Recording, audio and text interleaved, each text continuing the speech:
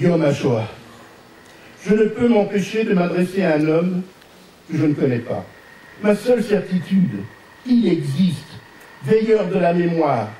Il se croyait éternel, il a traversé la Shoah. Courageusement, il l'a dépassée. Survivant de sa propre existence, de ses face-à-face avec la mort, aujourd'hui, le temps triomphe, même d'un dernier survivant. Qu'il habite en vieille ville à Jérusalem, dans un kibboutz au centre du Negev, dans une tour de Tel Aviv, à Londres, Berlin, Paris, New York, peu importe, il existe. Il ignore, et tant mieux. Le voilà devenu le dernier témoin vivant de tous ceux qui ont vécu l'enfer des camps. Il devient, sans le savoir, le juif le plus important du peuple juif. Il a connu les persécutions, les arrestations, les expulsions, les ghettos, les privations, les wagons plombés, les camps, la faim, la soif, les capots, les coups, les injures, les sélections, le travail forcé, les appels, à 3h, 4h du matin, par moins 20, par moins 30 degrés, nus sous son pyjama rayé, par un vent glacial, sous la pluie, sous la neige, autour de lui, à tout instant, des camarades s'écroulent morts de froid. Il a assisté aux pendaisons, aux punitions, on fouette jusqu'à ce que mort s'en suive. Il assiste à des expériences horrifiantes. Des médecins, oui, vous avez bien entendu, des médecins sans endormir, coupent des jambes, des bras, sortent les viscères, ouvrent le ventre des femmes, on noie, on étouffe, on autopsie les enfants vivants, surtout des jumeaux. On empoisonne en inoculant la fièvre jaune, la variole, le choléra, la diphtérie, la tuberculose, juste pour les voir mourir. On assassine en étudiant les réactions à des conditions extrêmes de froid, de chaleur. Déjà, il désire témoigner, raconter ce cauchemar devenu réalité. Il va s'obstiner à survivre. Cela est presque impossible. Combien de fois as-tu frôlé la mort? Combien de fois l'as-tu évité? Combien d'histoires ne seront jamais racontées parce qu'il n'y a pas eu de survivants?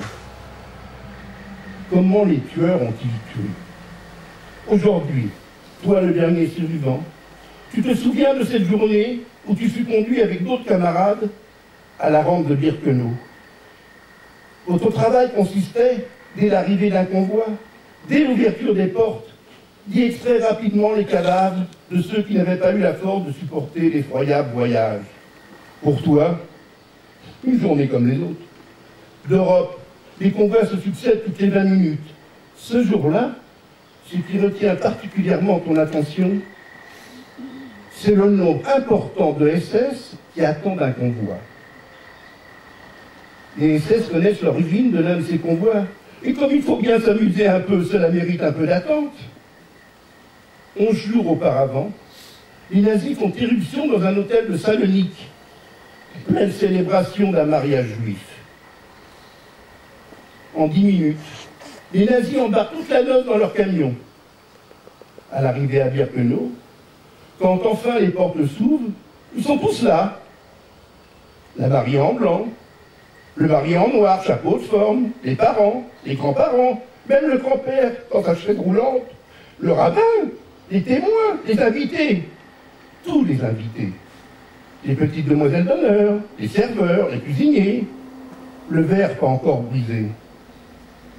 Les nazis, gentiment, poliment, ordonnent aux noceurs de former un cortège, aux musiciens de jouer des airs gais, aux autres de chanter, de danser, de taper dans leurs mains, aux rabbins de prier.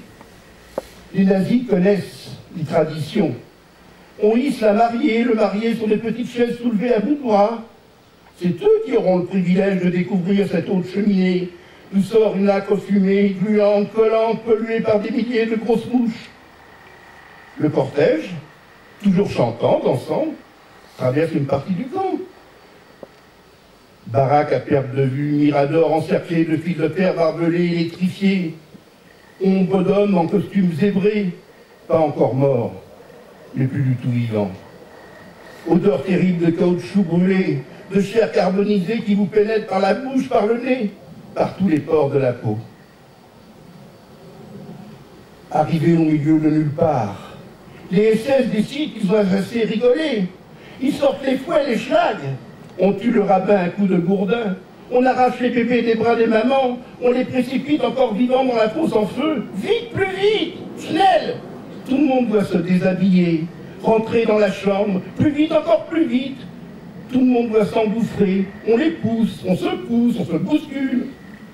Il y a de la place pour tout le monde, crient les SS. On pousse encore et encore, mais la chambre est vraiment trop petite et les invités sont trop nombreux. Les petites demoiselles d'honneur ne peuvent rentrer faute de place. On les jette par-dessus la tête de ceux qui sont déjà à l'intérieur. On referme la porte avec peine. On éteint la lumière. De l'intérieur s'échappent des pleurs, des cris, des hurlements, des prières. On entend des papas, mamans. Un Allemand, fier, heureux, satisfait, introduit le Zyklon B. 20 minutes plus tard, on ouvre la porte. La position des cadavres, imbriqués les uns contre les autres, déchiquetés, gonflés, crevés, laisse deviner leurs derniers instants. Une femme a accouché, plusieurs enfants sont morts piétinés, sol, vomissures, sang, excréments. Tous ne sont pas complètement asphyxiés. Certains bougent un doigt, un œil, on entend quelques gémissements. Cela n'a pas d'importance. Il faut faire vite, d'autres convois attendent leur tour. On coupe les cheveux des femmes, à l'aide de tenailles, on arrache les dents en or. Pour récupérer plus vite les boucles d'oreilles, on arrache l'oreille. On récupère les alliances, on cherche le moindre bijou. On brûle, on carbonise, on récupère les cendres. À part les juifs, rien ne doit se perdre. Le spectacle est fini. Les nazis sont repartis. Ces pères de famille, professeurs, ingénieurs, ces Allemands ordinaires vont rejoindre leur maison construite en bordure du camp. Ils vont lire Goethe, Schiller, écouter Wagner, Liszt, Chopin, chantonner une berceuse, raconter un conte de fées.